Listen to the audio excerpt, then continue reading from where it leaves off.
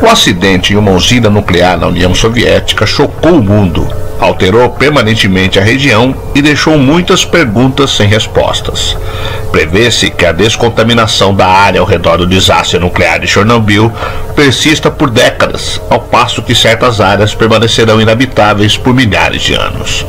O acidente nuclear de Chernobyl aconteceu em Pripyat, cidade soviética localizada na atual Ucrânia, no dia 26 de abril de 1986. O acidente ocorreu quando o reator 4 da usina nuclear dessa cidade explodiu, deixando o reator aberto e lançando grande quantidade de material radioativo na atmosfera. O nome Chernobyl é familiar para muitas pessoas e remete ao maior acidente nuclear que já aconteceu na história. Mas você sabe exatamente o que aconteceu em Chernobyl? Quais foram as causas e as consequências do acidente? Eu sou o Sidney Góes e você está no Placebo. Vem comigo, que no caminho eu te explico.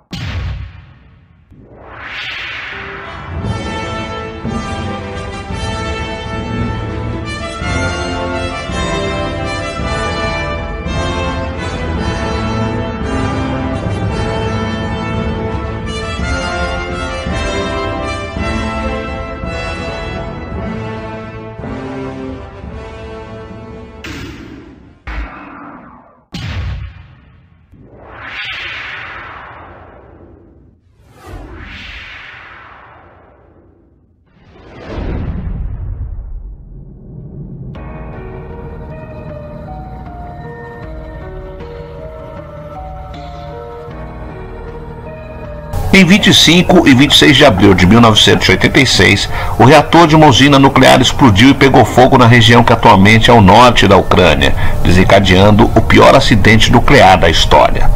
Envolto em mistério, o desastre foi um divisor de águas, tanto na Guerra Fria quanto na história da energia nuclear. Mais de 35 anos depois, cientistas estimam que a área ao redor da antiga usina continuará inabitável por até 20 mil anos. O desastre ocorreu próximo à cidade de Chernobyl, na antiga União Soviética, que investiu intensamente em energia nuclear após a Segunda Guerra Mundial.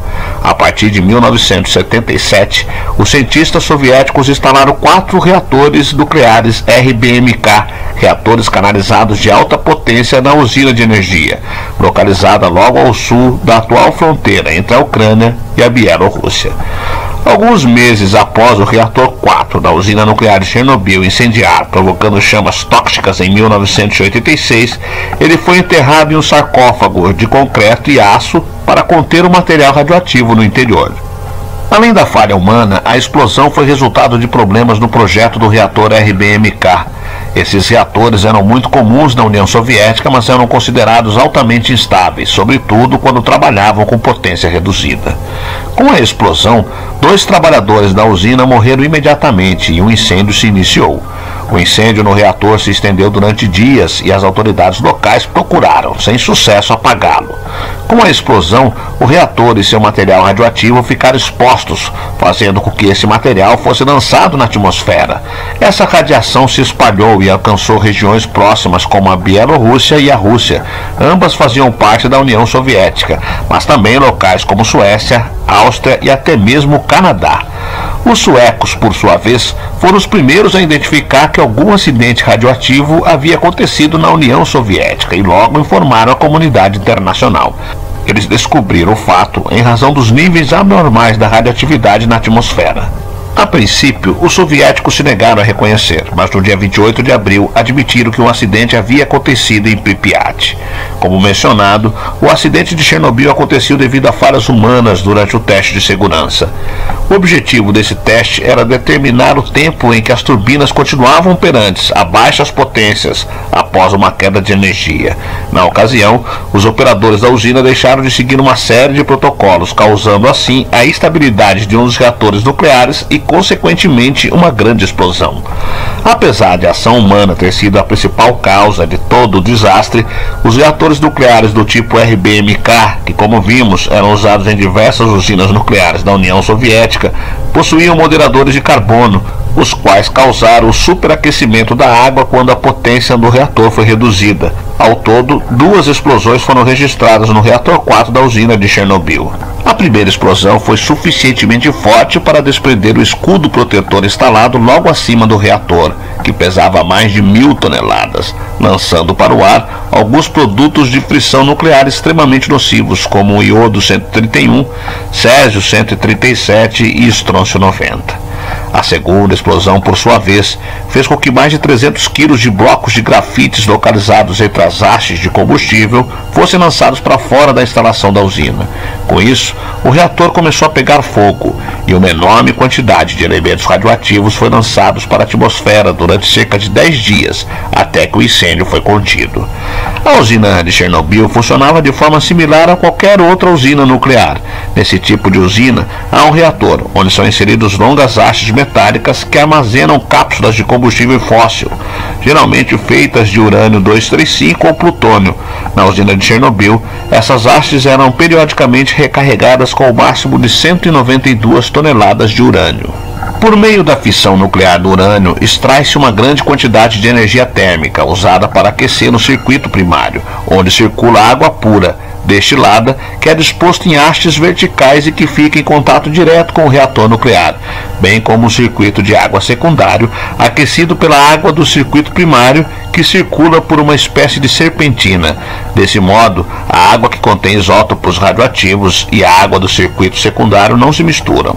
Além desses circuitos, na usina de Chernobyl, havia também o circuito de refrigeração, que fazia circular cerca de 48.000 metros cúbicos de água por hora, que ajudava a manter a temperatura do reator nuclear sob controle. Essa água era bombeada por motores elétricos, fundamentais para o bom funcionamento de toda a usina. Ao ser aquecida a cerca de 270 graus centígrados, a água do circuito secundário evapora, e então, sob altas pressões, cerca de 60 atm, move as turbinas do gerador. Essas turbinas giram um conjunto de grandes ímãs e bobinas condutoras que produzem a energia elétrica a partir do fenômeno de indução eletromagnética. Diferentemente da maior parte dos reatores nucleares modernos que utilizam água para reduzir a velocidade da reação nuclear, os reatores da usina de Chernobyl utilizavam carbono como moderador de nêutrons. Moderador é o nome da substância usada para diminuir a transferência de calor do reator para os circuitos de refrigeração. A utilização do carbono, entretanto, foi uma das causas do desastre nuclear. Hoje em dia, é sabido que em regimes de baixas potências, o carbono absorve nêutrons em uma taxa muito alta, fazendo com que o sistema de refrigeração do reator perca sua eficácia e a temperatura de todo o sistema aumente consideravelmente. Além disso, na tentativa de contornar o superaquecimento do reator, os operadores da usina inseriram uma grande quantidade de hastes de controle. No entanto, a inserção de tais hastes derramou um volume considerável de água dos circuitos principais, causando assim a primeira explosão do reator. A princípio, a resposta das autoridades soviéticas foi lenta e cautelosa. Eles não sabiam a extensão dos danos causados pela explosão e nem que o reator estava exposto, mas ainda assim, elas evitaram realizar a evacuação imediata de Pripyat. O trabalho de evacuação demorou 36 horas para ser iniciado e forçou 50.000 habitantes da cidade a saírem dali. Ao todo, o governo soviético mobilizou mais de 1.000 ônibus para retirar a população de Pripyat. As pessoas foram informadas de que seria uma remoção temporária e por isso não levaram pertences pessoais e tudo ficou abandonado na cidade. Ao longo do ano de 1986, um total de 115.000 pessoas foram evacuadas de regiões próximas da área afetada. O total de pessoas evacuadas chegou a mais de 300.000, uma vez que regiões na Ucrânia, Bielorrússia e Rússia foram severamente afetadas pela radiação. Além disso, o governo soviético criou uma zona de exclusão, na qual toda uma região no raio de 30 quilômetros da usina não poderia ter a presença humana, a não ser para caso com uma devida autorização. Até hoje é proibida a presença humana nessa zona, uma vez que se identificou o que acontecia em Pripyat era grave. O governo soviético montou um comitê responsável pela contenção dos danos. Uma das decisões desse comitê foi enviar centenas de milhares de pessoas para a região de Pripyat com o objetivo de conter os danos do acidente nuclear. Essas pessoas receberam o nome de liquidadores e incluíam soldados, bombeiros, cientistas, entre outros. Estima-se que de 600 mil a 800 mil pessoas tenham sido enviadas para trabalhar na contenção de danos, e muitos desses não tinham ideia dos riscos e que seriam submetidos com o seu trabalho. Estima-se também que mais de 115 mil pessoas trabalharam como liquidadores. De 1990 a 2003, cerca de 8.500 morreram. Muitas das pessoas que foram enviadas para ajudar a conter os danos de Chernobyl foram motivadas aí por promessas de bons salários e pelo sentimento de patriotismo. Depois de todo o trabalho de contenção foi realizado, as autoridades soviéticas deram início à construção da estrutura que encapsulou o reator 4, para impedir que o reator continuasse lançando radioatividade na atmosfera. Essa estrutura recebeu o nome de sarcófago de Chernobyl. O sarcófago de Chernobyl era uma estrutura de mais de 7.300 toneladas e 400 mil metros cúbicos de aço e concreto. Foi instalado ao redor do núcleo derretido do reator, a região mais perigosa de toda a zona de exclusão. O intuito da estrutura era cobrir o reator, protegendo da exposição climática, chuvas e ventos, para que os isótopos radioativos não se espalhassem ainda mais para a atmosfera. O sarcófago cobria quase 200 toneladas de lava radioativa, originária do material utilizado para conter o incêndio do reator, 30 toneladas de poeiras contaminada e 16 toneladas de urânio e plutônio. O sarcófago teve de ser substituído por um novo tipo de confinamento, uma vez que a radiação havia deteriorado a estrutura quase por completo. A nova cobertura, além de ser mais resistente e ter sido projetada para aguentar pelo menos 100 anos, também filtra os gases radioativos que deixam o núcleo do reator. O acidente de Chernobyl deixou consequências terríveis, principalmente para os 3 países mais afetados, que foram Ucrânia, Bielorrússia e Rússia. Na década de 1980, o desastre serviu para desmoralizar o governo soviético internacionalmente e contribuiu para que Mikhail Gorbachev promovesse o desarmamento nuclear soviético. Além disso, os impactos do acidente na economia soviética, que já sofria com os gastos da guerra do Afeganistão, contribuíram para agravar a crise econômica que se arrastava na União Soviética desde a década de 1970. Esses impactos na economia continuaram depois que a União Soviética foi desmembrada em 15 novos países, no começo da década de 1990. O país mais afetado pelo acidente foi a Bielorrússia, nação que viu mais de 20% do seu território ser contaminado. A Bielorrússia tem uma área com o tamanho aproximado do território do estado do Paraná. Com isso, o país perdeu cerca de 1/4 das suas terras cultiváveis e nos 30 anos seguintes ao acidente teve prejuízos econômicos de cerca de 235 bilhões de dólares. Além disso, o governo bielorrusso gastou cerca de 18 bilhões de dólares em medidas contra as consequências do acidente. Os territórios ucranianos e russo foram afetados em menor escala, sendo 7,5 para a Ucrânia e 1,5 para a Rússia. Na Ucrânia, estima-se que de 5 a 7% do orçamento do país seja gasto anualmente com despesas relacionadas a Chernobyl. Já a Bielorrússia gastou até 2002 cerca de 22% do seu orçamento anual como consequência do acidente, e desde 2002 esse valor caiu para 6%. O acidente ainda contribuiu para afetar severamente a saúde da população.